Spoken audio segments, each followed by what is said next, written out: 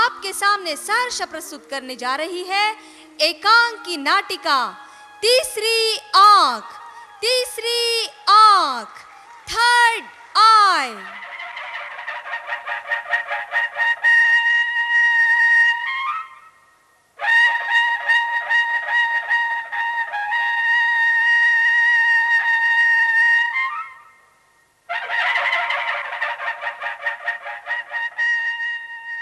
समस्त विश्व पर जिनका अधिपत्य है, जिनके राज्य में भौतिक सुखों की भरमार है, पांच तत्व भी जिनके आदेश का पालन करते हैं, ऐसी विश्व महासम्राज्ञी माया महारानी राज्य दरबार में पधार रही है। माया महारानी की, माया महारानी की, माया महारानी की, माया महारानी की। रानी सरकार, रानी सरकार, रानी सरकार, रानी सरकार।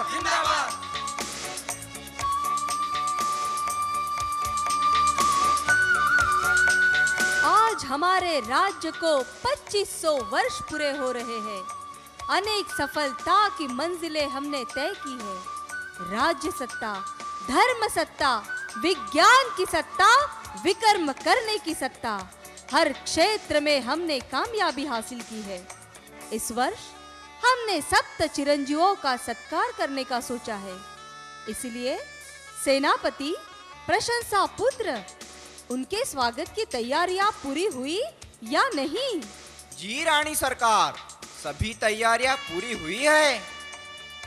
नारायण नारायण नारायण, श्रीमद् नारायण नारायण नारायण, नारायण नारायण। माया रानी की जय हो, माया रानी की जय हो। आइए मुनिवर, आपके दर्शन से हम प्रसन्न हुए और साथ में ये ज्ञानेंद्र सूक्ष्म लोक से आते समय इनका परिचय हुआ। हर ज्ञान के राज को जानने में बड़े माहिर है। इनके साथ वार्तालाप करते करते हम आपके दरबार में पहुँचे। नारायण नारायण। आप दोनों ही का दरबार में स्वागत है। रानी सरकार की जय हो, रानी सरकार की जय हो। अच्छा देवर्षि, इंद्रलोक का क्या समाचार है? मैं इंद्रलोक का नहीं, पृथ्वीलोक का ही समाचार सुनाने आया हूँ। नारायण नारायण। यहाँ का समाचार होते हुए हमारे कानों तक नहीं? क्या कर रही है हमारी गुप्तचर संस्था? नहीं रानी सरकार, ऐसी बात नहीं। आज हमें चिरंजीवों के दर्शन हुए। नारायण नारायण। चिरंजीवों के दर्शन? जी हाँ, आपने भेजा हुआ निमंत्रण पत्र पढ़ रहे थे और वे भी इधर ही आने की तैयारी कर रहे थे। नारायण नारायण। आप दोनों ही यहाँ अच्छे मौके पर पधारे हो देवर्षि। आज हमने उनके सत्कार समारोह का आयोजन किया है। रानी सरकार, आप बड़े ही भाग्यशाली हो, क्योंकि चिरंजीवों के दर्शन सभी को नहीं होते हैं। कोई विरला ही इन्हें देख पाता है। और इनके दर्शन भी समयानुसार होते हैं, चाहे रामायण काल हो या महाभारत काल, मायापुरी हो या कंसपुरी, द्वापर युग हो या कलयुग, दोनों ही युगों में यह प्रत्यक्ष दिखाई देते हैं।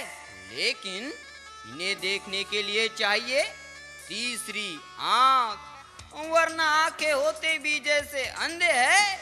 चिरंजीव का अर्थ ही है अनंत काल तक जीने वाले। छोटों को चिरंजीव भव का आशीर्वाद देते हैं ना। नारायण नारायण। रानी सरकार, शायद चिरंजीवों का आगमन इधर ही हो रहा है। चिरंजीव राजा बलि की जय हो, चिरंजीव राजा बलि की जय हो, चिरंजीव अश्वत्थामा की जय हो, चिरंजीव अश्वत्थामा की जय हो, चिरंजीव कृपाचार्य की जय हो, चिरंजीव कृपाचार्य की जय हो। इस खुशी के मौके पर सभी अतिथियों का स्वागत नृत्य से किया जाए।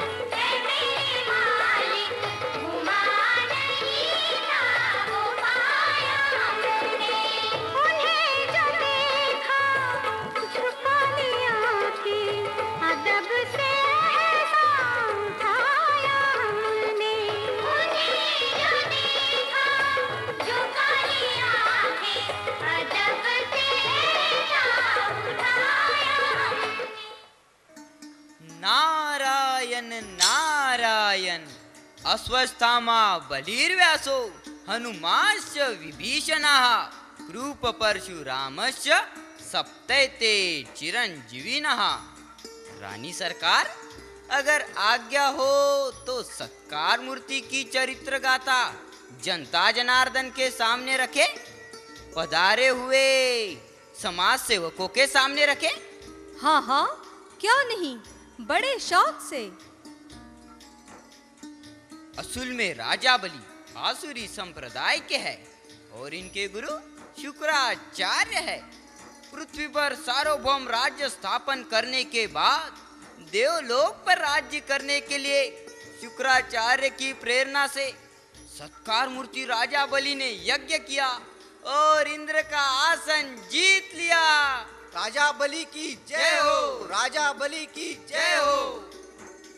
फिर इंद्र ने भगवान विष्णु से सहायता मांगी। इनका सत्व भंग करने के लिए विष्णु को वामन अवतार लेना पड़ा। जब प्रभु वामन ने ब्राह्मण रूप लेकर राजा को 3 पैर जगह दक्षिणा में मांगी तो राजा ने विशाल दिल से बड़ी उदारता से दे दी। 1 पैर पृथ्वी पर, दूसरा पैर आकाश में और तीसरा पैर रखूं कहाँ, तो बोला रखो मेरे सिर पर। ब्राह्मण ने जैसा ही तीसरा पैर राजा के सिर पर रखा तो वे पाताल में चले गए। राजा की उदारता देख विष्णु ने उन्हें सदा काल के लिए अमरलोक स्वर्ग में स्थान दे दिया और वे चिरंजीव बन गए। बोलो राजा बलि की जय हो, बोलो राजा बलि की जय हो। देवर्षि, लेकिन वे चिरंजीव कैसे है, यह राज भी तो स्पष्ट करो। नारायण नारायण, इस बारे में तो ज्ञानेंद्र ही आप सभी को बताएंगे। क्यों ज्ञानेंद्र? आप चाहते हो तो ठीक है। भाइयों, जिसकी लाठी उसकी भैंस, ऐसा ही तो आज समाज में हो रहा है ना। लोकशाही हो या हुकुमशाही, दोनों में ही बल की जरूरत होती है। एक में मतों का बल, दूसरे में बाहुबल। चुनकर भी वही आता है जिसके पास है पक्ष का बल।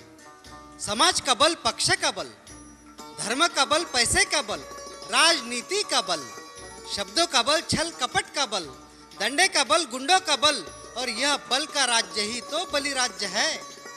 यह 2500 वर्ष से द्वापर युग से चलता आ रहा है और आज हर कोई आत्मा विकारों के कारण आसुरी बल की बन गई है। राजा बलि ने तो कईयों को आप समान बनाया है। रानी सरकार, क्यों प्रशंसा पुत्र, ठीक है? बिल्कुल ठीक है महारानी सरकार। देखा जाए तो सारा समाज ही आसुरी बल का प्रयोग कर रहा है। परिवार के सदस्य और परिवार के प्रमुख भी बल का प्रयोग करते हैं, एक दूसरों पर नियंत्रण बल से करते हैं। वैसे ही गुरु शिष्य, व्यापारी, ग्राहक, अधिकारी, कर्मचारी, नेता और जनता का है। किसी भी संबंधों में प्रेम का नाम मात्र भी उपयोग नहीं है। क्यों मुनिवर? जिधर देखो उधर यत्र तत्र सर्वत्र राजा बलि की महिमा है और इसीलिए वे चिरंजीव है। नारायण नारायण। हम राजा बलि के शुक्रगुजार हैं जो हमारे राज्य की सीमा बढ़ाने में आपने योगदान दिया है।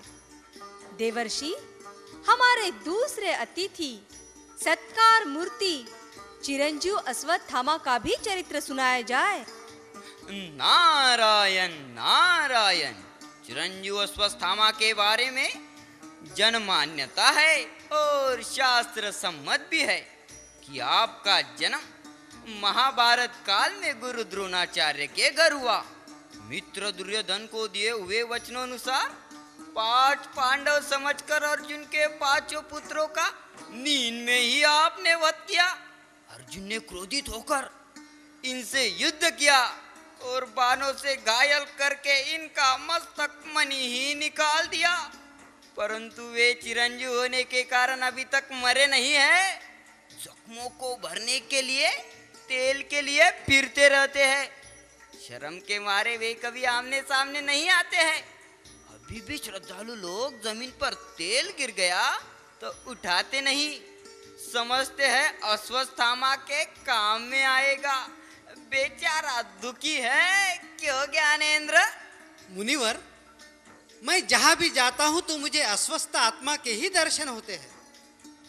तन की चिंता, मन की चिंता, धन की चिंता, संबंध निभाने की चिंता, सभी चिंता में डूबे हुए हैं, सभी चिंतामणि बन गए हैं। आज हम हैं, कल हमारा क्या होगा पता नहीं, इसी बात से अस्वस्थ है। अमीर गरीब, डॉक्टर मरीज, विद्यार्थी शिक्षक, गृहस्थी हो या सन्यासी, सभी स्वस्थ रहने का पुरुषार्थ कर रहे हैं। लोग किसी न किसी दुर्व्यसनों से जकड़े हुए हैं। समझते हैं हम सुख भोग रहे हैं, लेकिन ये भोग ही उन्हें भोग रहे हैं। भोगान भुक्ता यमतेव भुक्ता, भोगान याति यमतेव याता। सतयुग में शरीर और आत्मा दोनों ही स्वस्थ होते हैं, और यहाँ कलयुग में दोनों ही अस्वस्थ है। आसक्ति व इच्छा की लगी जख्म को स्नेह रूपी तेल की अत्यंत आवश्यकता है। मनुष्य को एक समय का भोजन नहीं मिला तो चलेगा, लेकिन प्यार के 2 शब्द जरूर चाहिए। कहते हैं ना, गुड़ नहीं दो, लेकिन गुड़ के जैसा मीठा तो बोलो।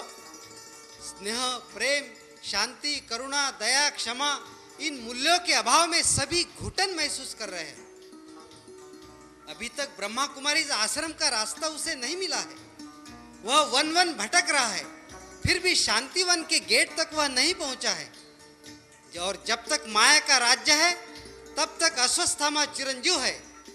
वो देखो, वो चिरंजीव अश्वत्थामा वहां खड़ा है। चिरंजीव अश्वत्थामा की जय हो। चिरंजीव अश्वत्थामा की जय हो। चिरंजीव अश्वत्थामा की जय हो। चिरंजीव अश्वत्थामा की जय हो। यही तो माया की खासियत है ज्ञानेंद्र।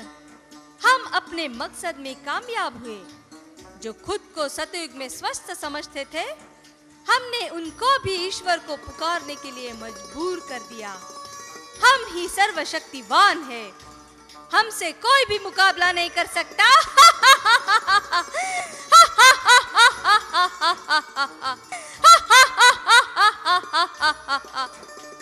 नारायण नारायण। रानी सरकार, बस इतनी सी बात पर खुशी का आक्रोश। आपने कृपाचार्य की कमाल तो सुनी ही नहीं। अच्छा, उन्हें सस्पेंस में रखा है क्या? सुनाइए सुनाइए, हम भी उनकी कमाल और धमाल सुनने के लिए उत्सुक है। हमारे तृतीय सत्कार मूर्ति आदरणीय चिरंजीव कृपाचार्य, जिनकी बहन कृपी से गुरु द्रोणाचार्य का विवाह हुआ था, इसीलिए गुरु द्रोण के समान आप भी दुर्योधन के पक्ष में खींचे गए। भाग्यवश इन्हें भी चिरंजीव भव का वरदान प्राप्त हुआ। ये अमर है, मगर इन्हें देखने के लिए चाहिए ज्ञान की तीसरी आंख। क्यों ज्ञानेंद्र? हाँ मुनिवर, बिल्कुल ठीक कहा आपने। जो भी महाभारत के नाम हमने सुने हैं, वह किसी व्यक्ति के नहीं, लेकिन सामाजिक वृत्ति के प्रतिनिधि के स्वरूप के नाम हैं। दुर्योधन वह जो सत्ताधन, स्त्रीधन, ज्ञानधन, शक्तिधन, पितृधन आदि सभी धनों का जो दुरुपयोग करता है। दुशासन, जिसका शासन दुष्टता पर आधारित हो, दुर्व्यवहार पर आधारित हो, वह दुशासन। ज्ञान का अर्जन करने वाला अर्जुन, वैसे ही कृपाचार्य अर्थात कृपा का आचरण करने वाले, कृपा पर जीने वाले। आज मैं जिस तरफ भी देखता हूं तो मुझे कृपाचार्य ही नजर आते हैं। नेता की तरफ देखो तो मतदाताओं की कृपा पर जीने वाले, और मतदाता है नेता की कृपा पर जीने वाले। देवताओं की मूर्ति को देखो तो भक्तों की कृपा पर जीने वाले, और भक्तों को देखो तो देवताओं की कृपा पर जीने वाले। कर्मचारी अधिकारी की कृपा पर, और अधिकारी वरिष्ठ अधिकारी की कृपा पर, वरिष्ठ अधिकारी सचिव की कृपा पर, और सचिव मंत्री की कृपा पर, मंत्री मुख्यमंत्री की कृपा पर, और मुख्यमंत्री राज्यपाल की कृपा पर, और राज्यपाल राष्ट्रपति की कृपा पर जीते हैं। वाह, कितनी अच्छी माला बन गई है कृपाचार्यों की। वैसे ही व्यापारी ग्राहक की कृपा पर, और ग्राहक व्यापारी के कृपा पर, बच्चे माँ बाप की कृपा पर और माँ बाप बच्चों की कृपा पर, पति पत्नी की कृपा पर और पत्नी पति की कृपा पर जीती है। चोर पुलिस की कृपा पर और पुलिस थानेदार की कृपा पर जीते हैं। कोई भक्त हनुमान की कृपा पर, हनुमान राम जी की कृपा पर और राम शिव जी की कृपा पर जीते हैं। सभी का आचरण देखो एक दो के कृपा पर ही चलने वाला है, इसलिए मुझे कृपाचार्य ही दिखाई देते हैं। बोलो चिरंजीव कृपाचार्य की जय हो। चिरंजीव कृपाचार्य की जय हो। नारायण नारायण, सचमुच आप तो ज्ञान की बरसात करने वाले ज्ञानेंद्र हो। आज हम धन्य धन्य हो गए यह राज सुनकर। रानी सरकार, अभी अभी इंटरनेट पर यह संदेश आया है कि विभीषण, हनुमान, परशुराम और व्यास ये चारों चिरंजीव किसी विशेष सेवा में व्यस्त होने के कारण इस समारोह में भाग नहीं ले सके। फिर भी इस समारोह के सफलता की मंगल कामना उन्होंने व्यक्त की है। आपने जो हमारा सत्कार किया, इससे हम बेहद प्रसन्न हैं। अब हम चलते हैं, फिर मिलेंगे और मिलते ही रहेंगे। क्योंकि हम चिरंजीव हैं, अनंत काल तक जीने वाले। लेकिन हमें पहचानने के लिए चाहिए ज्ञान की तीसरी आग। नारायण नारायण नारायण नारायण।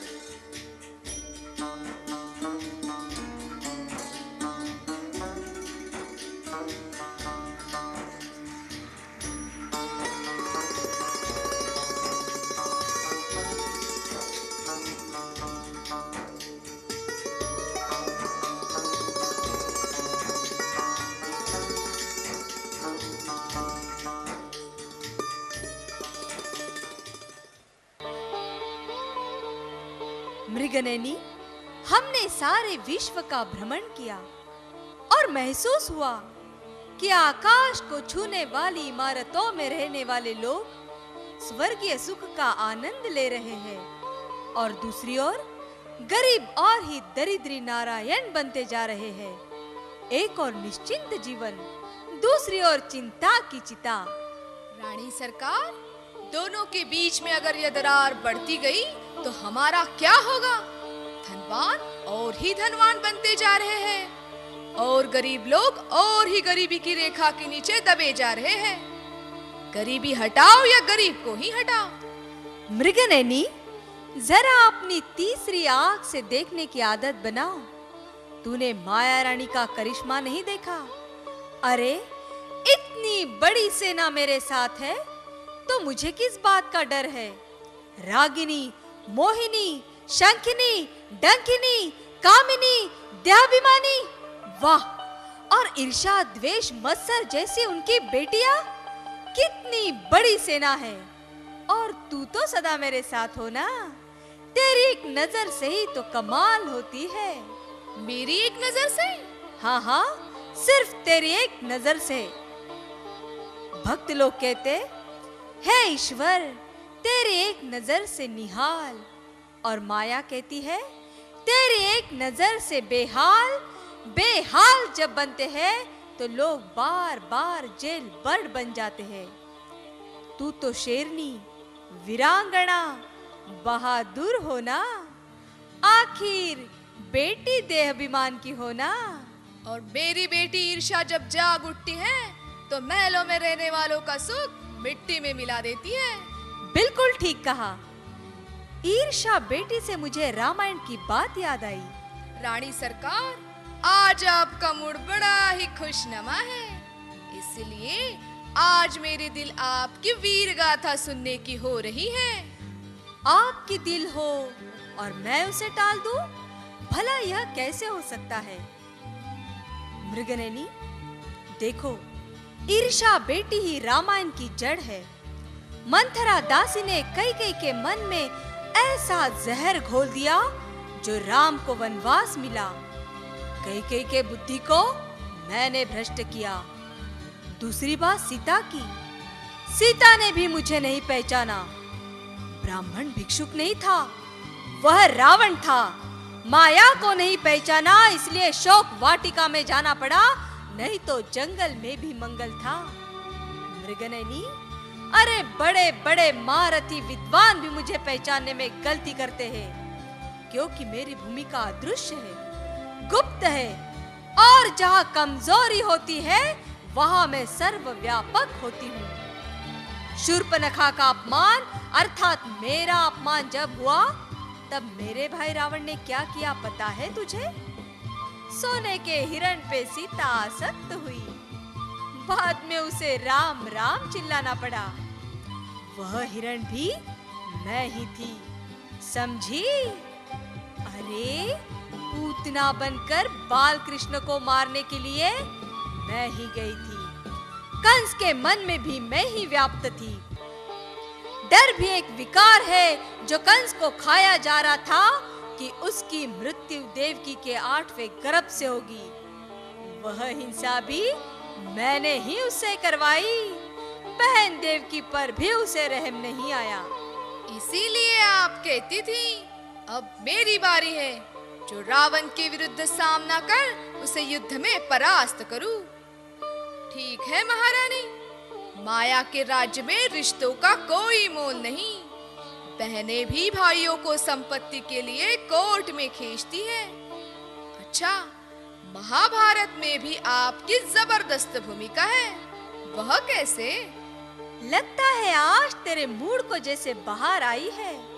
तो सुनो, द्रौपदी ने जब दुर्योधन को अंधे की औलाद अंधा कहा, तब मैं ही द्रौपदी के जबान पर बैठी थी, जिससे महाभारत हुआ। द्रौपदी का वस्त्र हरण हुआ। शंतनु सत्यवती पर मोहित हुआ, वहां मेरे कामिनी ने चाल चली, और भीष्म प्रतिज्ञा महाभारत का केंद्र बिंदु बन गया। कर्ण ने भी सत्य को पहचानने के बाद असत्य का पक्ष लिया, अधर्म का पक्ष लिया। पितृ प्रेम जागृत हुआ ना, वहां मोहिनी ने उसे मोह लिया। बेचारा दुर्योधन के एहसान से दब गया। बुद्धिवान लोगों के बुद्धि को माया ने ही गोदरेज का ताला लगाया था। अगर मैं नहीं होती तो हस्तिनापुर हंसता खेलता नाचता रहता था, लेकिन भावी को कुछ और ही मंजूर था। धृतराष्ट्र धूर्त राजा पुत्र मोह में अंधा होने के कारण पंडु पुत्र भीम को मीठी मारकर खत्म करना चाहता था। इतना प्रभाव है मोह माया का। यह मेरा सूक्ष्म लेकिन विकराल रूप, जो भले भले ज्ञानी भी नहीं समझ सकते। क्यों मृगनयनी? मैं तो आपकी चरित्र गाथा सुनकर दंग रह गई। सचमुच आपका कार्य क्षेत्र बड़ा विशाल है। धन्य हो गए आज मेरे ये कान। बहुत ही बेहतरीन बेहद का खेल खेला है आपने।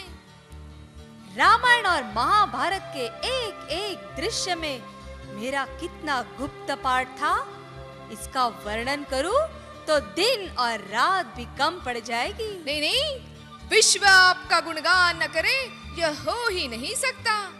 आपका रंग रूप रौनक भपका देखकर कौन मोहित नहीं होगा। फिर भी मेरा रूप नहीं है। भक्त कहते हैं, हे ईश्वर रूप बदल कर आओ, और जब वह आता है तो कोई विरला ही उसे पहचानता है। वैसे ही मैं जब रूप बदल कर आऊं तो मुश्किल ही मुझे पहचानते हैं। सभी देह के धर्मों में खुद को भूल गए हैं। माया ने उन्हें अज्ञान की निंद्रा में सुला दिया और भुला दिया कि तुम एक बाप के बच्चे आपस में भाई भाई हो। बेचारे एक दूसरे से लड़ने लगे हैं। रानी सरकार, अधर्म की चरम सीमा पर सभी खड़े हैं। यही तो महारानी के राज्य की शोकांतिका है। नारायण नारायण। आइए मुनिवर, आज अचानक कैसे आना हुआ? नारायण नारायण, आज संसार में सब कुछ तो अचानक ही हो रहा है ना। महाराज रावण ने भी आपसे ईर्ष्या करने में कोई कसर नहीं बाकी छोड़ी। वे तो सप्त चिरंजीव सत्कार वर्ष मना रहे हैं। नारायण नारायण। अच्छा, और आपसे युद्ध करने की तैयारी भी कर रहे हैं। उनकी सीमा पर सारा सैन्य बल उन्होंने तैनात कर दिया है। महारथी कामदेव, क्रोधाग्नि, लोभनाथ, मोहंती और देहंकार तो रावण के आदेश का इंतजार कर रहे हैं। दूसरी बात, भारत में भगवान का अवतरण हुआ है। अवतरण अवतरण, रावण से तो हम निपट लेंगे, लेकिन देवर्षि, ये अवतरण की बातें कुछ अटपटी सी लगती है। नारायण नारायण, क्यों? शास्त्र अनुसार यही तो धर्मग्लानि का समय है। धर्म के नाम पर हिंसा, सिद्धांतहीन राजनीति, प्रेम रहित प्रभुत्व, विवेकहीन आनंद, सदाचारहीन व्यापार और मानवता शून्य विज्ञान, ये सब बातें क्या सूचित करती है? अपने ही कुल का विनाश करने के लिए वैज्ञानिकों ने बड़े बड़े बॉम्ब्स, मिसाइल बनाए हैं। यही तो यादव के पेट का मुसल है। वर्तमान समय अब कयामत का समय चल रहा है। खुदा अल्लाह गॉड आकर जन्नत बहिश्त की स्थापना कर रहे हैं और महाराजा रावण भी सत्ता की बागडोर आपके हाथ से छीनने की तैयारी कर रहे हैं। नारायण नारायण। बस बस करो मुनिवर, बहुत सुन लिया। अगर आपकी जगह और कोई दूसरा होता तो उसकी जबान खींच लेते। रावण और विद्रोह, आप भले ही अज्ञान निद्रा में सो जाओ, खूब कराटे मारो, विजयोत्सव मनाओ, सत्कार समारोह मनाओ, लेकिन हमने तो अपना काम कर दिया। अब हम जा रहे हैं। नारायण नारायण नारायण नारायण, श्रीमद नारायण नारायण नारायण नारायण। आओ प्रकृति, काफी उलझन में दिखाई देती हो, क्या बात है? रानी सरकार, आज मेरे सहयोगी तत्व मुझे सवाल पूछ रहे हैं। क्या ऐसी दुर्दशा करने हमें इस राज्य में लाया गया? सहयोगी तत्व और दुर्दशा, बड़ी समस्या है। प्रकृति हमारे होते हुए सबकी ग्रह दशा ही बदल जाती है। वैसे तो हमें किसी की शिकायत सुनने की आदत नहीं है, लेकिन द्वापर और कलयुग में तुमसे जो हमें सुख मिला है, उसके लिए हम आपके शुक्रगुजार हैं। सभी भौतिक सुखों में लिप्त और आसक्त है, जिसकी वजह से माया 10 दिशाओं में व्याप्त है। लेकिन अभी पृथ्वी, आप, तेज, वायु, आकाश सभी तत्व मुझसे नाराज है महारानी। नाराज तो वही होगा ना जो राज को नहीं जानता होगा। लेकिन नहीं महारानी, पृथ्वी पर दिन ब दिन पापों का बोझा बढ़ता ही जा रहा है। इसलिए धरती ने भी 1-2 जगह भूकंप करके मुझ पर अपना गुस्सा उतार ही दिया। खेती में रासायनिक खाद का इस्तेमाल भारी मात्रा में हो रहा है। जल प्रदूषण इतना बढ़ गया है कि कहीं कहीं पानी पीने लायक भी नहीं रहा है। ध्वनि प्रदूषण, वायु प्रदूषण से तो लोगों का दम घुट रहा है। शुद्ध हवा न मिलने से सभी अस्वस्थ हो गए हैं। सूरज आग उबाल रहा है। ओजोन को छेद गिरने के कारण सूर्य की किरणें सीधी पृथ्वी पर आने से अनेक बीमारियों की आशंकाएं बढ़ गई है। आकाश में अणुयुद्ध से पर्यावरण को खतरा निर्माण हो रहा है। एंथ्रेक्स फैल रहा है। आखिर तुम कहना क्या चाहती हो? अगर इन सब बातों पर आपका नियंत्रण नहीं रहा ना, तो इस राज्य का भविष्य अंधकार में है। तो क्या तुम मुझे डराने आई हो, धमकाने आई हो? नहीं नहीं महारानी, ऐसी गलतफहमी मत कीजिएगा। मैं तो सिर्फ आपको वस्तु स्थिति की जानकारी देने आई थी। जानकारी? क्या हम इस बात से अनभिज्ञ हैं, बेसमझ है? नहीं नहीं महारानी, मैं अपना दुख आपको नहीं तो और किसको बताऊंगी। मुझे अब याद आ रहा है, जब मैं स्वर्ग में थी तो धरती से अनेक प्रकार के रस वाले स्वादिष्ट फल मिलते थे। फूल और पंछियों के आकार के पहाड़ थे। उस पहाड़ से जड़ी बूटी युक्त सुगंधित पानी से देवताएं स्नान करते थे। वायु सुबह सुबह पेड़ के पत्ते ऐसे हिलाता था जिससे कर्ण मधुर संगीत निकलता था और देवताएं जाग जाते थे।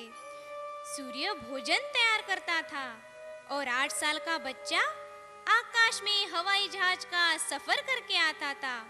वहां रे स्वर्ग, हेवन, बहिश्त, पैराडाइज, पहुंची हो ना स्वर्ग में? नहीं नहीं, स्वर्ग तो हमारे लिए यहाँ ही है। ऐसी कल्पना की बातें मुझे मंजूर नहीं। आपके मंजूर होने से या ना होने से हकीकत में तो फर्क नहीं पड़ता ना। अरे, जब दुख होता है तभी सुख की कीमत मालूम होती है। माया के स्वर्ग में जो सुख है उसकी भेंट किसी से भी नहीं हो सकती। बड़े बड़े शहरों में देखो माया का कितना पॉम्प है। इसीलिए कलयुग में 600 करोड़ आत्माओं का वोट मुझे मिला है और स्वर्ग में सिर्फ 33 करोड़ देवताएं हैं। मतदान में किसका पलड़ा भारी है? क्यों प्रकृति? महारानी, आपके साथ बहस करके भला आज तक कोई जीता है? मैं तो सिर्फ इतना ही संकेत देने आई थी कि प्रकृति को अब इसके आगे दुख देना बंद कीजिएगा। भले ही मैं स्वर्ग में दासी बन देवताओं की सेवा करती थी, लेकिन उस सेवा में बहुत खुश थी। वह राज्य ही भगवान का बनाया था। भगवान भगवान भगवान, इस राज्य के तो हम ही भगवान हैं। दुनिया झुकती है, झुकाने वाला चाहिए। जिसके पास बल है वह मालिक है।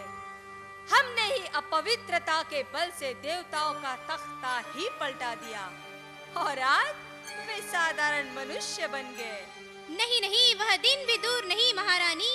यही मनुष्य जो स्वर्ग में देवता थे फिर से देवता बनने वाले हैं। यह तुम्हें चेतावनी नहीं है, समझानी है, क्योंकि सर्वशक्तिवान भगवान अब पतित दुनिया को पावन बनाने का कार्य कर रहा है और उसके कार्य में मैं सहयोग जरूर दूंगी, क्योंकि भगवान के बच्चे राजयोग द्वारा मुझे शांति का दान दे रहे हैं। जो मुझे सुख शांति देगा मैं भी उनकी दासी बन स्वर्ग में सेवा करूंगी, उन्हें सुख और शांति दूंगी। यह तो कर्मों का लेखा जोखा है महारानी, समझे? नहीं समझेगी तू, नहीं समझेगी। लाख लाख कोशिश करने के बावजूद आपने हमारी बात नहीं मानी। अब इसका अंजाम भी देख लेना। आपने बड़े बड़े विद्वानों के बुद्धि को ताले लगाए, लेकिन आज खुद के ही बुद्धि को गॉडरेज का ताला लग गया। यह तो समय समय की बात है। विनाश काले विपरीत बुद्धि। अलविदा अलविदा अलविदा अलविदा। मुझसे बदला लेगी? मुझसे बदला लेगी? अरे, बदले की आग में एक दूसरे को जलाना यह तो माया रानी की स्वाभाविक नीति और रीति है। मुझे समझाने आई थी। हे माया, तेरी गदमत तुम ही जानो और न जाने कोई। तेरी लीला भी अपरम अपार है। चलो, पहले हम रावण से निपट लेंगे, फिर हम अकेली विश्व महासम्राज्ञी बनेगी। माया की सेनानी प्रमुख कमांडर मृगनयनी, सभी को तैयार करो। रागिनी, मोहिनी, शंखिनी, डंकिनी, कामिनी, देवाभिमानी, आक्रमण!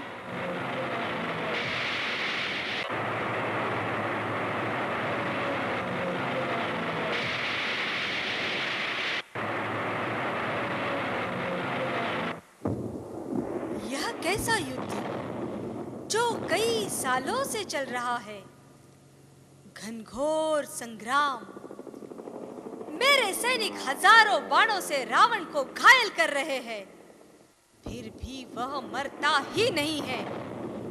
हर वर्ष बड़ा ही होता जा रहा है।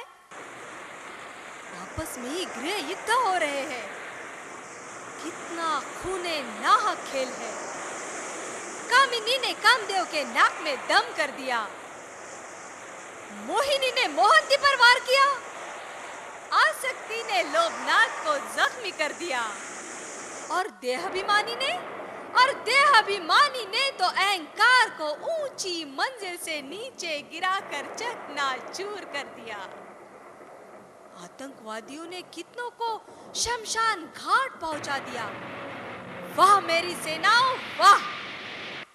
सत्ता को छीनने के लिए दोनों सेना का संघर्ष। कहीं यह महाभारत युद्ध तो नहीं? आपस में ही लड़ रहे हैं। वाह माया, तेरा भी जवाब नहीं। तेरा भी जवाब नहीं। कितना भयानक दृश्य! जैसे कौरवों के अक्षौणी सेना के मुर्दे पड़ गए हैं। यादव सेना मिसाइल छोड़कर अग्नि की वर्षा करके सब कुछ उद्ध्वस्त कर रही है। प्रकृति का भी विनाश के लिए सहयोग, उसने तो माया के साथ विद्रोह किया है। बड़े बड़े भूकंप हो रहे हैं और समुंदर तो जैसे ऊंची ऊंची लपटों से बड़े बड़े शहरों को अपने पेट में ले रहा है।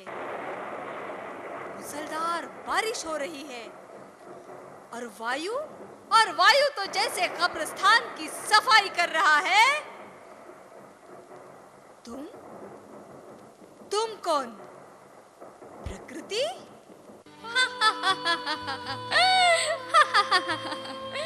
माया, यहाँ सदाकाल के लिए किसी की जीत नहीं हो सकती है। अब तुम यहाँ किस लिए आई हो? ये मेरे सहयोगी तत्व पृथ्वी, आप, तेज, वायु, आकाश, जिन्हें तुमने दुख दिया है, अब तेरा अंत करने आए हैं। भावी के आगे तुम्हें झुकना ही पड़ेगा। झूठी माया, झूठी काया, तेरा झूठा सब संसार, यह तो तेरे राज्य की होलिका बनाएंगे और तू इसमें स्वाहा हो जाएगी। मुझे शंकर जी ने आह्वान किया था माया, तीसरी आँख खोलकर, और मैं उनके साथ तांडव नृत्य करने के लिए हाजिर हुई। अब तेरी कोई खैर नहीं।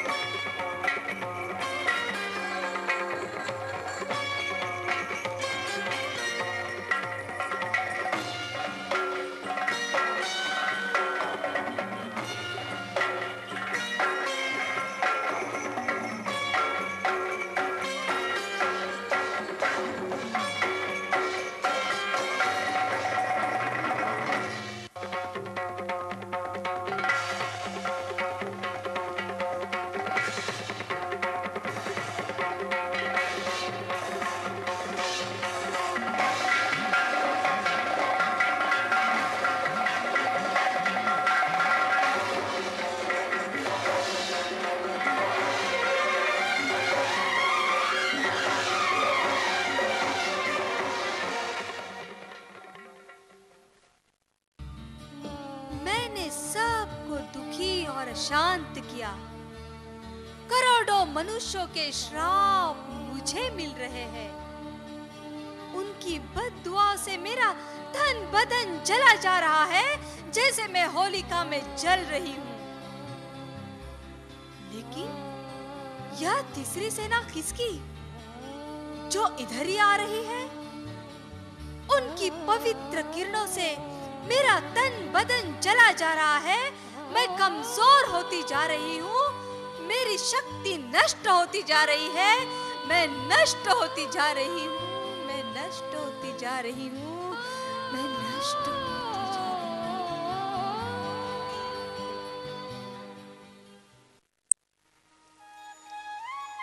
अरे ये तो बेहोश हो गई। हाँ, यह वही फरिश्ते हैं जो तुम्हें मुक्ति देने आए हैं। जब यह फरिश्ता से देवता बन जाएंगे, तब मैं इनकी दासी बन सेवा करूंगी। यह पुष्पमाला लेकर मैं यहाँ खड़ी हूँ और इनके संपन्न देवता बनने का इंतजार करती हूँ। कल्याणकारी कौन? एक शिव परमात्मा, कल्याणकारी कौन? एक शिव परमात्मा, कलयुग जा रहा है, सतयुग आ रहा है, कलयुग जा रहा है, सतयुग आ रहा है। सब सत्यों में सत्य महान, शिव है गीता का भगवान, सब सत्यों में सत्य महान, शिव है गीता का भगवान। नारी का उद्धार, स्वर्णिम युग का द्वार, नारी का उद्धार, स्वर्णिम युग का द्वार। ओम शांति। भाइयों और बहनों, संयुक्त राष्ट्र संघ की ओर से यह वर्ष महिला सशक्तिकरण वर्ष मनाया जा रहा है, लेकिन महिलाओं को आध्यात्मिक नैतिक दृष्टि से शक्तिशाली बनाने का कार्य यह ब्रह्मा कुमारी संस्था 65 वर्षों से कर रही है। लेकिन वह स्वर्ग का गेट कैसे खोलती है, यह देखने के लिए चाहिए तीसरी आंख। नारियों के बारे में समाज में जो गलत धारणाएं हैं, उन्हें मिटाना पड़ेगा। नारी नरक का द्वार, वह पीटने लायक है, उपभोग्य वस्तु है, आदि आदि। कुछ महात्माओं ने तो कहा, ढोल गवार शूद्र पशु नारी, ये सब ताड़न के अधिकारी। इस मत प्रवाह को हमें दुरुस्त करना होगा। वह अगर नागिनी सर्पिनी है तो पुरुष नाग और सर्प नहीं है, दोनों ही पतित पने के लिए जिम्मेवार है। फिर नारी ही सर्वदोषी क्यों? आज शिव परमात्मा ने सिखाए हुए राजयोग द्वारा वह पतित आत्माओं को सच्ची ज्ञान गंगा बन पावन बनाने की सेवा कर रही है। आध्यात्मिक जागृति लाकर सामाजिक नैतिक मूल्यों की स्थापना करने की सेवा करना सर्वोच्च समाज सेवा है। शिवशक्ति पांडव सेना महिला रैली की प्रमुख ब्रह्मा कुमारी विजया बहन जी हमारे सामने अपने विचार रखेंगे। ओम शांति। अभी आपने भाई ज्ञानेंद्र के विचार सुने, लेकिन इस नारी मुक्ति आंदोलन के अवसर पर मैं यह कहना चाहूंगी कि नारी शक्ति संसार की सबसे बड़ी शक्ति है। जिस समाज में नारी का सम्मान होता है, वहाँ सुख शांति की बंसी बजती है। जिसके हाथ में झूले की रस्सी होती है, वहीं विश्व का उद्धार कर सकती है। अभी नारी अबला नहीं, लेकिन सबला है, कामिनी नहीं, लेकिन कल्याणी है। ब्रह्मा कुमारी शिव शक्ति पांडव सेना का उद्देश्य नारी के प्रति जो गलत दृष्टिकोण है, उसे मिटाकर सामाजिक मूल्यों की स्थापना करना है। वंदे मातरम, भारत माता की जय। भारत माता शक्ति अवतार क्यों कहते हैं? जरूर उन्होंने शिव से शक्ति लेकर विकारों रूपी रावण पर और माया से जीत पाई है। आप भी विकारों रूपी असुरों का अर्थात रावण का संहार करके सच्चा सच्चा दशहरा अर्थात विजयादशमी मना सकते हैं। यह नाटक अब अंतिम चरण में चल रहा है। महाभारत के सभी पात्र यहाँ मौजूद हैं, तो जरूर गीता का भगवान भी अवश्य होगा। उसने ही गीता का ज्ञान देकर इस संस्था की स्थापना की और यह तीसरी सेना शिव शक्ति पांडव सेना का निर्माण विश्व कल्याण के लिए किया। तीनों ही सेनाएं यहाँ विद्यमान हैं, कौरव, यादव और पांडव।